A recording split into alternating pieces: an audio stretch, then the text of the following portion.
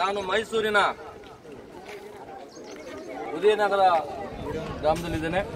ಮೈಸೂರಿನ ಬಹಳ ಪ್ರತಿಷ್ಠಿತ ಸ್ಥಳ. ಇಲ್ಲಿ ಬಂದಿರತಕ್ಕಂಥವರೆಲ್ಲನೂ ಹಳ್ಳಿಯಿಂದ ಬಂದಂಥವರು, ಚಾಮರಾಜನಗರ ಮತ್ತು ಸುತ್ತಮುತ್ತ ಹಳ್ಳಿಗಳಿಂದ ಬಂದಂಥವರು ನಮ್ಮ ರೈತಾಪಿ ಜನ. ಇವರೆಲ್ಲ ಬಾಬಾ ಸಾಹೇಬ್ ಅಂಬೇಡ್ಕರ್ ಅವರ ಅನುಯಾಯಿಗಳು. ಬಾಬಾ ಸಾಹೇಬ್ ಅಂಬೇಡ್ಕರ್ ಅಂದರೆ ಇವರಿಗೆ ಭಾಳ ಪ್ರಾಣ. ಹಾಗಾಗಿ ಅಂಬೇಡ್ಕರ್ ಅವರ ವಿಚಾರಗಳು, ಅವರ ವಿಷಯಗಳ ಬಗ್ಗೆ ಭಾಳಷ್ಟು ಚರ್ಚೆ ಮಾಡ್ತಕ್ಕಂಥ ನಮ್ಮ ವೀರಣ್ಣವರು ಅಂತಿದ್ದಾರೆ. ವೀರಣ್ಣವರೇ, ಮಲ್ಲಣ್ಣವರೇ, ನೀವು ಇವತ್ತು ಬಾಬಾ ಸಾಹೇಬ್ ಅಂಬೇಡ್ಕರ್ ಬಗ್ಗೆ ನಿಮ್ಮ ಅಭಿಪ್ರಾಯ ಏನು?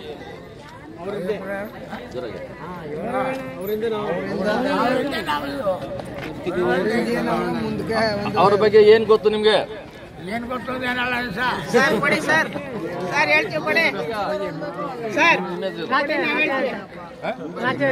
ರಾಜೇನವರು ಇವ್ರು ಏನ್ ರಾಜೇನ ಅಲ್ಲ, ಬಿ ರಾಜೇನ ಅಲ್ಲ, ಬರೀ ರಾಜೇನರು. ಯಾವುದೇ ಅಧಿಕಾರ ಇವ್ರಿಗೆ ಸಿಕ್ಕಿಲ್ಲ. ಬಾಬಾ ಸಾಹೇಬ್ ಅಂಬೇಡ್ಕರ್ ಕೊಟ್ಟಂತ ಅವಕಾಶಗಳು ಇನ್ನೂ ಸಿಕ್ಕಿದ್ರೆ ಬಿ ರಾಜಯ್ಯ, ಎನ್ ರಾಜಯ್ಯ ಅಂತಾರ ದೊಡ್ಡ MLA ಮಂತ್ರಿ ಆಗಿರೋರು. ಆದ್ರೆ ಅವ್ರು ಆಗಲಿದ್ರು ಅವ್ರಿಗೊಂದು ಕಳಕಳಿ ಅಂಬೇಡ್ಕರ್ ವಿಚಾರನ ಎರಡು ಮಾತು ಹೇಳ್ಬೇಕಂತ. ಈಗ ಬಹಳ ಮಾತಾಡಂಗಿಲ್ಲ, ಒಂದೇ ನಿಮಿಷ ಹೇಳೋದು ಸರ್. ಡಾಕ್ಟರ್ ಅಂಬೇಡ್ಕರ್ ಇಂದ ನಾವು ಅಭಿವೃದ್ಧಿಯಾಗಿ ಚೆನ್ನಾಗಿ ಬಾಳ್ತಾ ಇದ್ದೀವಿ. ಭಾರಿ ಸಂತೋಷ. ನಾವು ಪಂಚಾಯತ್ದಾಗಿ ಎಲ್ಲ ಕಚ್ಚೆ ಕಟ್ಕೊಂಡು ಕೂಲಿ ಮಾಡ್ತಾ ಇದ್ದೀವಿ. ಡಾಕ್ಟರ್ BR ಅಂಬೇಡ್ಕರ್ ಇಂದ ಅಭಿವೃದ್ಧಿಯಾಗಿದ್ದೀವಿ ನಾವು. ನೋಡಿ, ಅವರ ಅಭಿಪ್ರಾಯನ ಬಹಳ ಸ್ಪಷ್ಟವಾಗಿ ಹೇಳಿದ್ದಾರೆ. ನಾನು ಕೂಲಿ ಮಾಡ್ತಾ ಇದ್ದೆ, ಜೀತ ಮಾಡ್ತಾ ಇದ್ದೆ. ಬಾಬಾ ಸಾಹೇಬ್ ಅಂಬೇಡ್ಕರ್ ಇಂದ ಇವತ್ತು ಪಂಚಾಯತ್ ಕಟ್ಕೊಂಡು ಈ ಮಟ್ಟಿಗೆ ನಾನು ಬಂದಿದ್ದೇನೆ.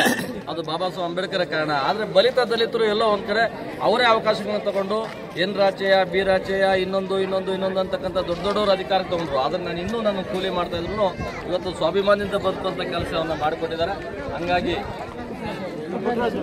ಹಾಗಾಗಿ ನಾನು ಇವತ್ತು ಈ ಮಟ್ಟಕ್ಕೆ ಬಂದಿದ್ದೀನಿ ಹೇಳ್ತಾರೆ. ಪುಟ್ಟರಾಜ್ ಅವರು ನೋಡೋದಕ್ಕೆ ಬಹಳ ಸುಂದರವಾಗಿ, ಬಹಳ ಒಳ್ಳೆ ಬಟ್ಟೆಗಳು ಹಾಕಿದ್ದಾರೆ, ಬಿಳಿ ಬಟ್ಟೆಗಳು ಹಾಕಿದ್ದಾರೆ, ಬಿಳಿ ತಲೆನೂ ಬಂದಿದೆ, ಬಿಳಿ ಮೀಸಲು ಬಂದಿದೆ.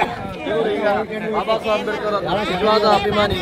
ಅವರ ಅಭಿಮಾನಿ ಆದ್ರಿಂದ ಅವರು ಈಗ ಅಂಬೇಡ್ಕರ್ ವಿಷಯದಲ್ಲಿ ಅಂಬೇಡ್ಕರ್ ಇದ್ದಿದ್ರೆ ನಾವು ಇರಕ್ಕಾಗ್ತಿರಲಿಲ್ಲ. ಒಟ್ಟೆ ಅವರು ಕಾನೂನು ಎಲ್ಲ ಮಾಡಿ ಇಲ್ಲ ಸರ್, ಕಾನೂನು ಎಲ್ಲ ಮಾಡಿ ನಮಗೆ ಅಭಿವೃದ್ಧಿ ಮಾಡಲ್ಲ ಸಂತೋಷ. ಅವ್ರಿಲ್ಲ ಅಂದ್ರೆ ದೇಶ ಇಲ್ಲ ಅಂತ ಹೇಳು. ಇಲ್ಲ ಅಂದ್ರೆ ದೇಶ ಇಲ್ಲ.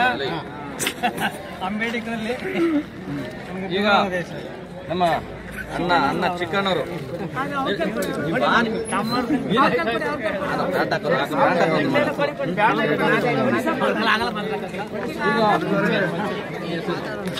ಪುಟ್ಟಸ್ವಾಮಿ ಅವರು ಈಗ ನಮ್ಮ ಜೊತೆ ಮಾತಾಡ್ತಾರೆ. ಪುಟ್ಟಸ್ವಾಮಿ ಅವರು ಒಳ್ಳೆ ಪಂಚೆ ಕಟ್ಟಿದ್ದಾರೆ, ಒಳ್ಳೆ ಶರ್ಟ್ ಹಾಕಿದ್ದಾರೆ. ಬಾಬಾ ಸಾಹೇಬ್ ಅಂಬೇಡ್ಕರ್ ಅವರ ನಿಜವಾದ ವಾರಸರು. ಇವಾಗ ನಾವು ನಮ್ಮ ಮನೇಲಿ ಅವರನ್ನು ಪೂಜೆ ಮಾಡಿ ನಾವು ಪೂಜೆ ಮಾಡ್ತಾ ಇದ್ದಂಥ ಕಾಲದಲ್ಲಿ ಇವಾಗ ನಮ್ಮ ಹುಡುಗರೆಲ್ಲ ನಾವು ಪೂಜೆ ಮಾಡ್ಕೊಂಡು ನಮ್ಮ ಮನೇಲಿ ಅವ್ರನ್ನ ಗಂಜಿ ಕುಡ್ಕೊಂಡು ನಾವು ಅವ್ರ ಹೆಸರು ಹೇಳ್ಕೊಂಡು ನಾವು ಬದುಕ್ತಾ ಇದ್ದೀವಿ. ಆದರೆ ನನಗೆ ಅಕ್ಷರ ಗೊತ್ತಿಲ್ಲ, ಆದರೆ ನಮ್ಮ ಮಕ್ಕಳಿಗೆ ಗೊತ್ತಿದೆ, ಆದ್ರೆ ಮಾಡ್ತಾರೆ. ಇದಕ್ಕೆ ಇಂಥ ನಮಸ್ಕಾರಗಳು. ಈಗ ಇದೆಲ್ಲ ವಿಚಾರಗಳನ್ನ ನಾನು ಯಾಕೆ ಇಲ್ಲಿ ನಾನು ಇಷ್ಟು ವಿಷಯಗಳನ್ನ ಮಾತಾಡಿದೆ. ಇಲ್ಲಿ ಪ್ಯಾಂಟ್ ಹಾಕಿರ್ತಕ್ಕಂಥ ಯುವಕರು ಮಾತಾಡ್ಬೇಕಂತ ಆಸೆ ಪಡ್ತಾರೆ, ಅವ್ರ ಜೊತೆ ನಾನು ಮಾತಾಡಕ್ ಬಿಡೋದಿಲ್ಲ. ಕಾರಣ ಯಾಕಂತಂದ್ರೆ ಪಂಚೆಗಳು ಹಾಕೊಂಡು ಹಳ್ಳಿಗಳಲ್ಲಿ ಜೀತ ಮಾಡ್ತಾ ಇದ್ದಂಥವ್ರು, ಕೂಲಿ ಮಾಡ್ತಾ ಇದ್ದಂಥವ್ರು ಆ ಒಂದು ಸ್ಥಿತಿಯಿಂದ ಇವತ್ತು ಬಾಬಾ ಸಾಹೇಬ್ ಅಂಬೇಡ್ಕರ್ ಅವರ ಆಶಯಗಳಿಂದ ಇವತ್ತು ಈ ಮಟ್ಟಕ್ಕೆ ಬಂದಿದ್ದಾರೆ. ಅವ್ರನ್ನ ನೋಡಿ ಬಹಳ ಸಂತೋಷ ಆಗಿದೆ. ಹಾಗಾಗಿ ನಾನು ಇವ್ರ ಜೊತೆ ಮಾತಾಡಿದ್ದೇನೆ. ಇದು ದೇಶಕ್ಕೆ ತಲುಪಿಸಬೇಕು ಅನ್ನೋ ಉದ್ದೇಶ ನಂದು, ಸದುದ್ದೇಶ ಬಿಟ್ಟರೆ ಬೇರೆ ಯಾವುದೇ ರಾಜಕೀಯ ಉದ್ದೇಶ ಇರಲಿಲ್ಲ. ಆದರೆ ಅಂಬೇಡ್ಕರ್ ಅವರು ಕೊಟ್ಟಂಥ ಅವಕಾಶಗಳನ್ನ ಬಳಸ್ಕೊಂಡು ಯಾರೋ ಕೆಲವರೇ ಶ್ರೀಮಂತರ ವರ್ಗ ಇವತ್ತು IAS IPS ಆಗಿದ್ದಾರೆ.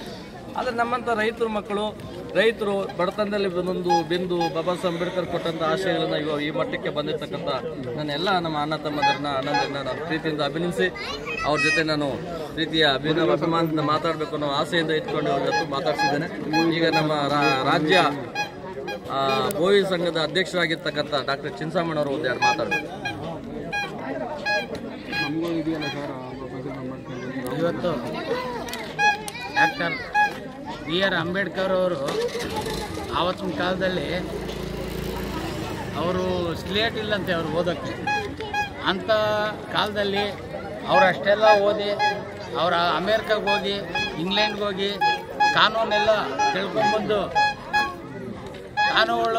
ಕಾನೂನು ಮಂತ್ರಿಯಾಗಿ ಅವರು ಆ ಕಾನೂನು ತಿದ್ದುಪಡಿ ಮಾಡಿರೋದ್ರಿಂದ ನಾವೇ ಎಲ್ಲ SC ST ಎಲ್ಲ ಜಾತಿಗಳು 101 ಜಾತಿ ಇವತ್ತು ನಿರಾಳವಾಗಿ ಭಾಳ ಚೆನ್ನಾಗಿ ಎಲ್ಲರೂ ಹಿಂದುಳಿದವ್ರಿಗೆ ಎಲ್ಲ ಜಾತಿಗೆ ಗೌಡರಿಗೆ ಮೀಸಲಾತಿ ಇದೆ, ರೆಡ್ಡಿಗರಿಗೆ ಇದೆ, ಗೋರುಗಳಿಗಿದೆ, ಬಹಳ ಎಲ್ಲ ಜನಾಂಗಕ್ಕೆ ಮೀಸಲಾತಿ ತಂದಿದ್ದಾರೆ ಅವರು.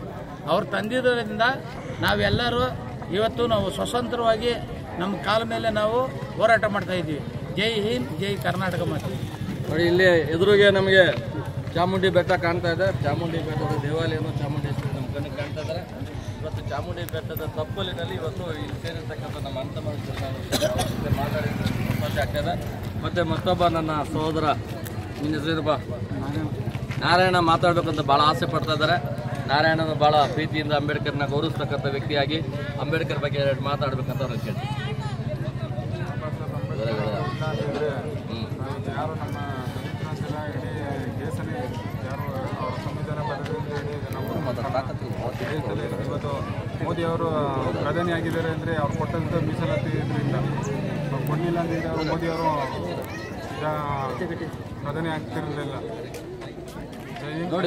ನೋಡಿ ಇಷ್ಟು ಒಳ್ಳೆ ವಿಚಾರಗಳು ಹೇಳಿದ್ದಾರೆ. ಇಲ್ಲಿರ್ತಕ್ಕಂಥ ಎಲ್ಲರೂ ನಾನು ಅಭಿನಂದಿಸಿ ನನ್ನ ತಮ್ಮ ಕಿಚ್ಚ ಇವತ್ತು ಈ ಕಾರ್ಯ ಅವರಿಗೆ ನಾನು ಮತ್ತೊಂದು ಸರಿ ಹೋಗ್ತಾ ಇದ್ದೀವಿ.